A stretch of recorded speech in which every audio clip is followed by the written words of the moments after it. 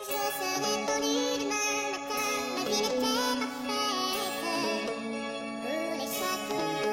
à tous, le sujet dont je vais parler aujourd'hui n'est pas très joyeux, je dirais même plus, il est morbide. En effet, je vais parler des morts dans Disney, ces morts gore qui touchent principalement les grands méchants. Alors bien sûr, on pourrait se réjouir de leur sort mérité, on pourrait s'en estimer heureux, mais tout de même, certaines scènes sont quand même assez violentes. Alors si vous êtes curieux, vous pouvez venir voir les extraits que je vais présenter, ces extraits qui m'ont particulièrement choqué, et vous pourrez me dire si vous aussi ces scènes vous traumatisent ou si au contraire elles vous laissent indifférent. Un grand débat va s'ouvrir, me semble-t-il.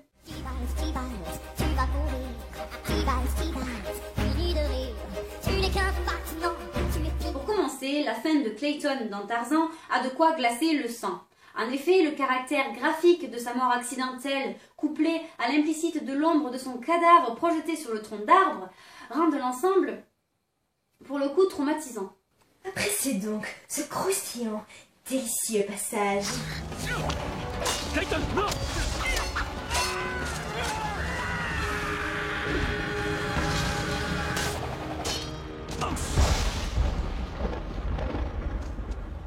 Le trépas de Scar dans Le Roi Lion est tout aussi marquant. Le cannibalisme qui se dégage de la scène est fortement déplaisant. Du cannibalisme? J'entends par là qu'il est rare de voir des personnages Disney se faire dévorer. Bien sûr, dans le contexte, ce sont des animaux, il s'agit du grand cycle de la vie, mais tout de même, c'est le Roi Lion, quoi. On y voit plus que des lions. Enfin, j'y vois plus que des lions. C'est donc relativement gore, même si sa mise à mort est simplement suggérée. Seuls ses cris de souffrance sont dévoilés à travers des couleurs rappelant celles de l'enfer. C'est un peu le symbole du feu, oui. Mais c'est justement ça qui est choquant. Même si l'effroyable passif d'assassin de Scar ne fait pas grimper sa cote de popularité, la violence de la scène, la trahison des hyènes, le traquenard dans lequel il tombe, son tragique destin, entraînent une compassion involontaire à son égard. On le plaint finalement, Scar. Non? Non. Non. Attendez, je vais vous expliquer. Vous n'avez pas compris. C'est un malentendu. Non, je plaisantais.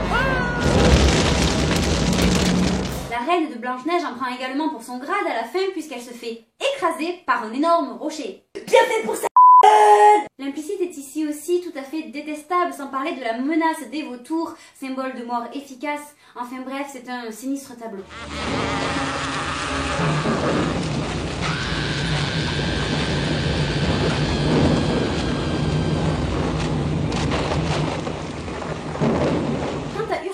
Issue de l'océan de la petite sirène, elle se fait tout bonnement poignarder par un bateau avant que les eaux ne viennent goulûment engloutir son être en décomposition. Bien.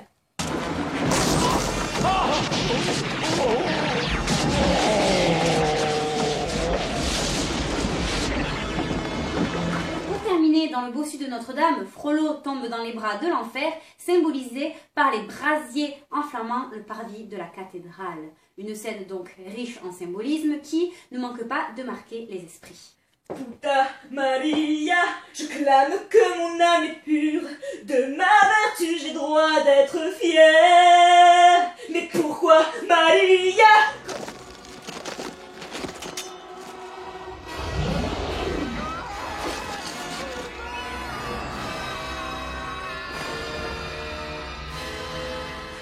Et ma dernière phrase sera pour qu'on me plaigne. Bon, je le confirme à nouveau, le sujet n'est pas très joyeux. C'est macabrement macabre, ouais. Mais justement, c'était pour soulever le fait que Disney n'a pas peur. Ou n'avait pas peur. Ceci est un autre débat sur Disney 3D vs Disney 2D. De présenter les facettes les plus sombres de l'existence dans le but de déclencher des émotions. Des envies suicidaires ou d'assassinat plutôt. Les méchants trinquent donc souvent, le côté manichéen qui en ressort peu dérangé puisqu'il est assez grossier, mais une morale sous-jacente se dessine à chaque fois. Pourquoi vous faites ça? C'est pas très bien d'être méchant, c'est mieux d'être gentil. En tout cas, haut les cœurs, je vous dis à la prochaine pour la suite de ce petit épisode sur les morts qui tuent de Disney. Allez, bisous.